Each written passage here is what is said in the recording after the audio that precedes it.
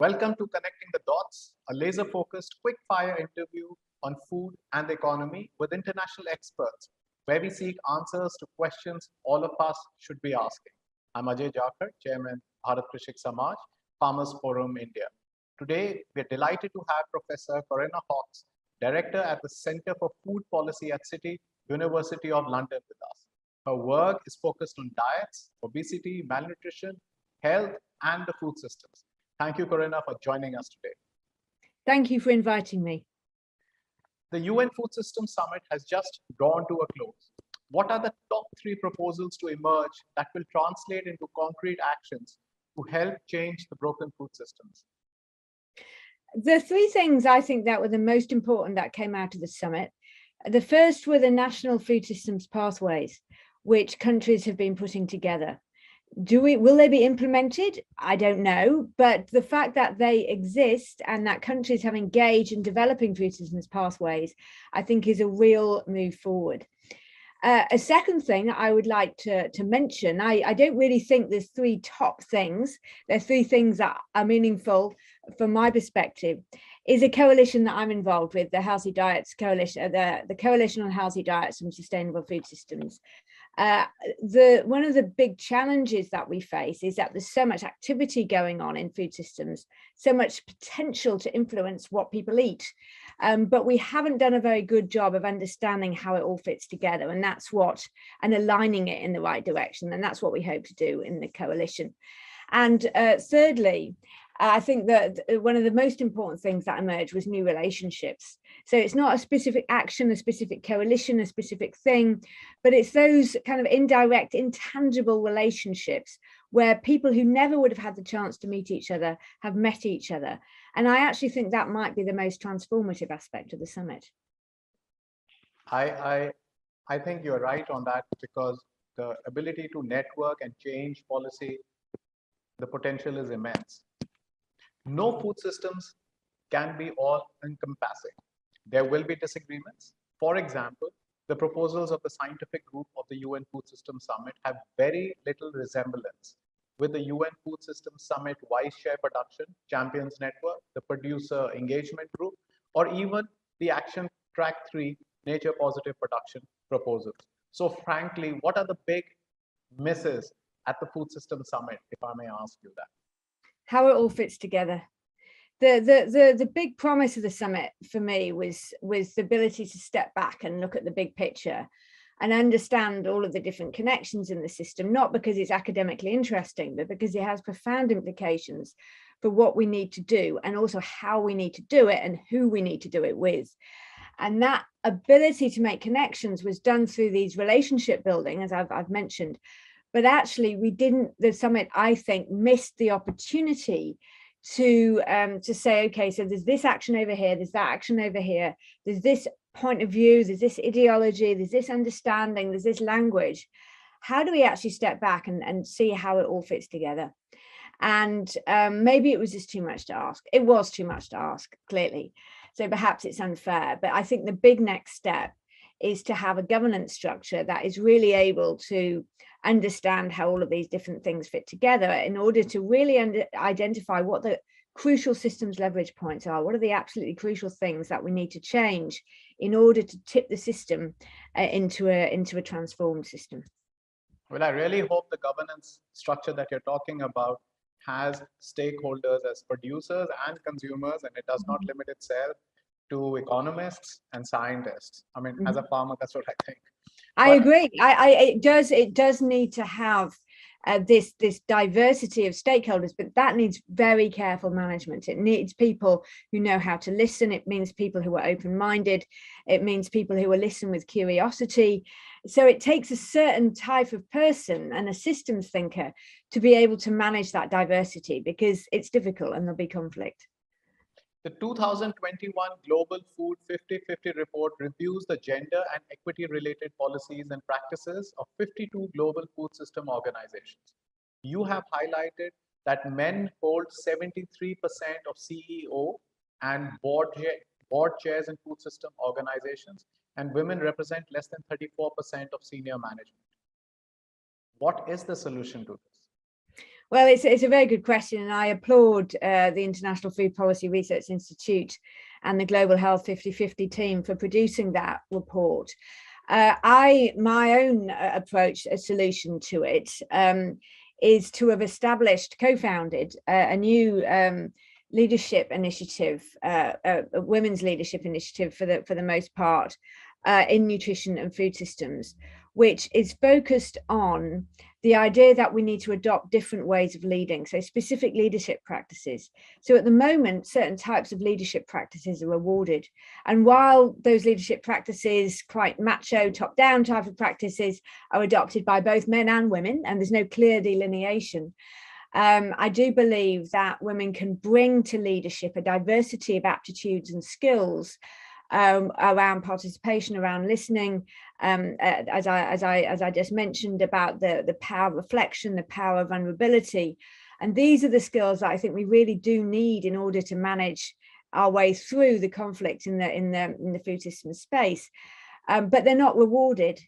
But if we enabled women to unleash the way that they want to lead and said, we will reward these behaviors, rather than the typical ones which are rewarded, I think that would give women the power to come through and move the barriers out of their way in order to become to put them in more senior leadership positions. So it's not just about lists or quotas. It's actually about how we lead, and recognizing a broader diversity of leadership skills and aptitudes that are needed to manage the food system. That's really nice. Which gets me to the next question, on which you are very passionate. You have been a part of the expert working group that has just released a paper, a 10-year healthy weight strategy. In your view, in the report, what are the recommendations that will face reluctance from regulators and policymakers? For example, like banning junk food advertisements or taxing unhealthy foods. Do such things form part of the recommendations? Yes, they do. And that report is a result of a lot of work, a lot of evidence gathering as well. And it includes a whole diversity of actions that are needed, including stricter regulation on marketing and so on. And yes, that will face opposition from policymakers and business, because it threatens our standard economic model of how food businesses make profit and make money. And that, of course, will threaten certain interests. But if we don't have those kinds of regulations that level the playing field, the businesses that want to lead are still going to be disadvantaged. So in my view, regulation is not some kind of thing that stops anybody from doing things. It actually enables them to innovate and do things in different ways. So I think we need to view regulation differently and frame it differently as an enabler rather than a disabler. But it's gonna take time to get there. I with all our best wishes for your good work you're doing on this. Thank you. You have talked about crafting a vision for food systems. What do you visualize when you do so? More particularly, does consolidation in food value chain form an important part of the puzzle to unravel? When I think about a vision, I think about something, what something looks like. And so that means what do we see on the outside? And I see a plate or a bowl or whatever it is that people eat from, full of delicious and healthy food in front of everybody in the world. There's profound inequalities, devastating inequalities in the diets that people eat, with children just, kind of eating starches on the one hand and junk food on the other. So I see a healthy plate, a healthy bowl, a healthy leaf, whatever it is. And I also have a vision of a street where, or a store, and where you walk past and you walk in, and it just makes you want to eat and enjoy and love eating healthily. It's a vision of enjoyment. It's a vision of pleasure. And I think that if everybody in the world had the opportunity to take pleasure from food, life's tough, life's a struggle. And if they have the opportunity to take pleasure and eat healthily, then their lives would be better.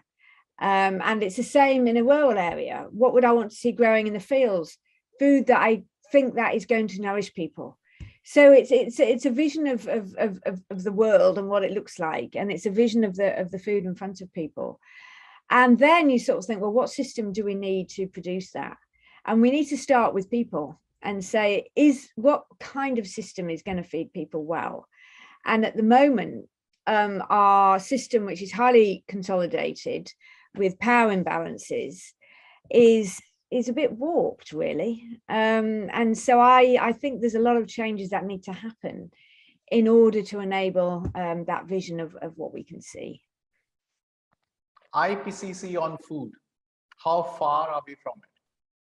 Well, I mean, you've got the IPCC on climate change, and climate change is a huge issue, but food is just like even huger.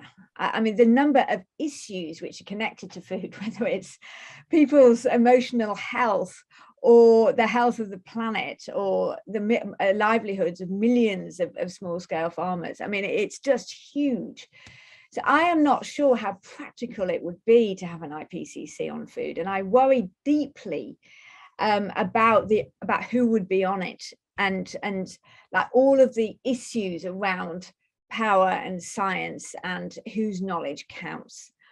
So I'm a bit nervous about the idea. I'm in favor of good governance. I'm in favor of good science. But I'd be concerned that it would end up being lots of well-supported scientists flying around the world being terribly important, and focusing on very particular issues, because you'd have to choose, and then whose issues, how would you decide those issues? So I think I just can't quite visualize how it would work. So I think that even though there is a move towards it, I think there's a lot of work to do before really figuring out what's going to make a difference. I think so. That's a good summary of the challenges that an IPCC on food would face. Thank you so much for your time, Corinna, for coming on the interview, and best of luck and all the strength to you for all the work you're doing. Thank you so much. Well, thank you so much for all the work that you're doing. It's been a pleasure to be here today. Thank you.